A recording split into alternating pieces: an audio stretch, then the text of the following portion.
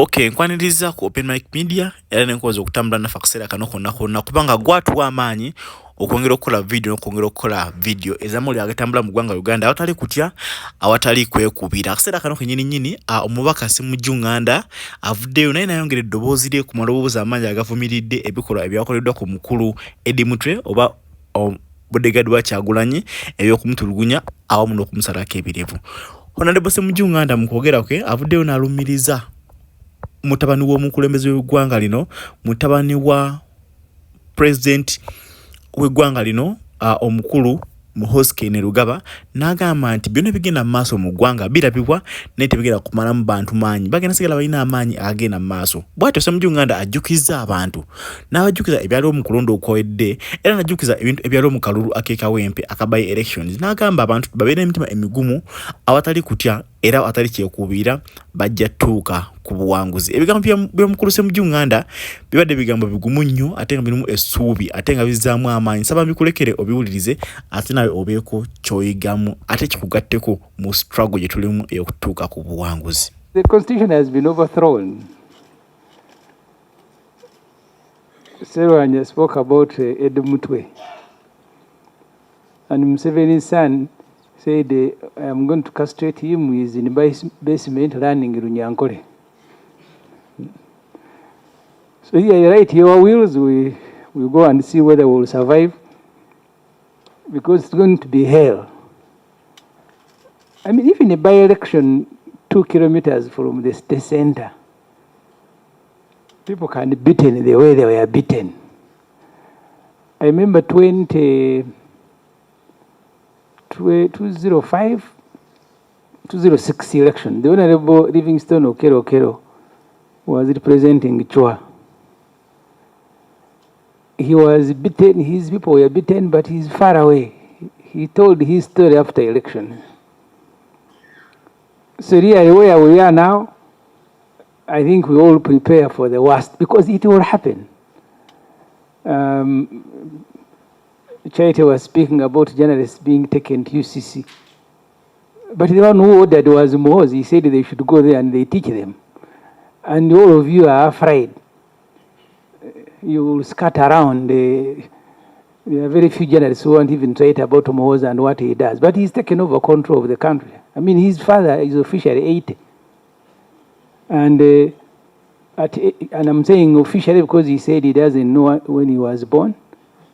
One of the daughters assigned him a date in September to celebrate a birthday. And he does celebrate, by the way.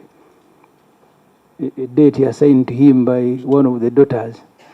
So really, when you see bigger NRM people trekking to Saleh, others to the sun, I don't know where our boa goes, maybe to one of the daughters.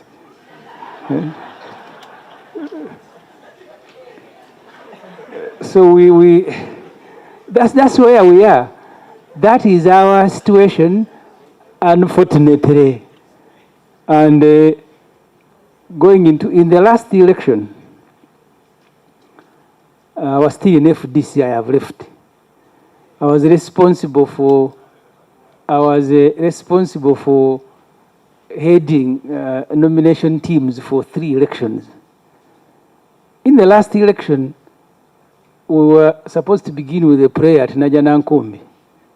The candidate was kidnapped 2 kilometers before Najanankombe and taken.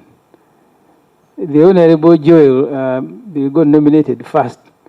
So as we were being nominated, they were being caned because they had finished the nomination. And these things are going to happen. See, that was a rehearsal. We are now under full military dictatorship, where the head of the family is grown old. I think he has, either the son has taken over the responsibility or he has assigned him. The son said in one of the tweets, in Rwanda, they write about him very well. In Uganda, journalists don't write about him very well. I will kill them. You've forgotten. So when you get beaten, and you see, don't make a mistake. They say sometimes he's drunk. He is not. He said in Rwanda, they write very well about him. Here, he will kill you. Now, a few months later, you're complaining that you were beaten in Kawembe. Didn't he tell you? So really, that's where you are, Shamim, and you journalists covering Parliament. You should have asked Obua, who is a government whip, why did they lock you here when we are beating MPs during the coffee bill debate? He says, yeah, but you the physical person, yeah, that's why I said, I entirely agree. That's why I said that all of us are victims, including you. So I meant it. That's why you're saying you're a minister, but we're all in Parliament there, so someone else was responsible. So finally, I think we have a duty, because we're not going to substitute our citizenship. We have to continue fighting for our own survival, but also for the survival of the country. I salute you guys. You must take the risk. Don't give up, but also prepare everybody. I remember when journalists were being beaten in Kawempe, you call someone, the phone is off. You try to call the families, and then eventually say, no, we have now been dumped at the Kawempe police station. We are making statements. Statements about what? We don't know. So prepare, as I said, but please don't give up, because we don't have the option to do so. But also be brave. One of the things that must happen on Press Freedom Day is to celebrate those who have been brave. I think collectively, if you are, there are things they will not want to do. But when you begin giving up, because for the first time in my adult life, I have never seen journalists, and I'm not blaming anyone, but abandoning a story. Like it happened in Kawempe, because now you have to choose between the story and life. This has never happened in my adult life. Museveni came here when I was 12 years and 4 months old. He has never done something like that. So I also have no idea, but for me, I have written, because Muhoozi said I should die this year, I have written my will. Maybe it will be the only opportunity to communicate my story. So please, thank you very much for listening to me. Thank you very much, Honorable.